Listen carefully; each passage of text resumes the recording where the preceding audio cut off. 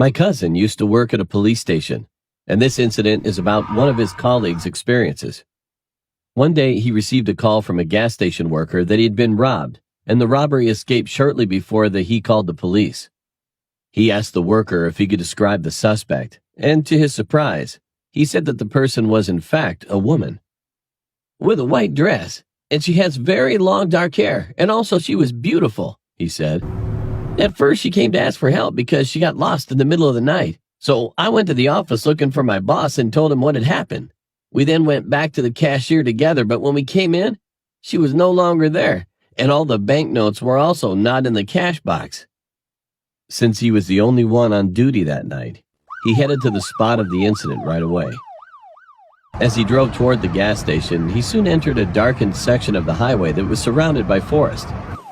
He was driving in the middle of a gloomy highway until he noticed that a woman in a white dress with a very beautiful looking was walking along the road in the opposite direction. He passed her accidentally, so he began to slow down the car and turned to check again if she's the person that the worker had described to him before. Then he turned the car in her direction, stopped next to her, and got out of the car immediately. "Ma'am, I need you to get on the car right now." As they were driving to the police station, he asked her some basic questions like why she had to steal the money or something else. However, the woman didn't say any word to all the questions while she was sitting in the back seat. She just looked at one point all the time until they arrived at the police station. Her behavior was pretty weird, so he thought that the woman might have some kind of mental problem. He then decided that he would not have any further conversations with her. When they arrived at the police station, they started to investigate her, and all of a sudden, she said that she would return the money the next day if they let her spend a night in a prison cell. Because she kept insisting that she had nowhere to go, he and other cops were confused by her comment. But they could nothing to do, actually, so they eventually approved of her proposal, letting her spend one night.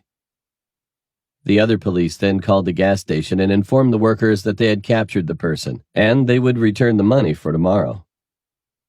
The next day, he went to visit the woman they had detained yesterday. However, he was stunned as soon as he had arrived at the prison cell. In the cell, they found that her roommate's face was all scratched, and his body was hung from a wall nail, and the bills which they didn't see yesterday were all tucked in his pockets roughly. The wall next to him was painted in blood, saying, "I'm returning my debt." What made him even more frightened was that the woman completely vanished.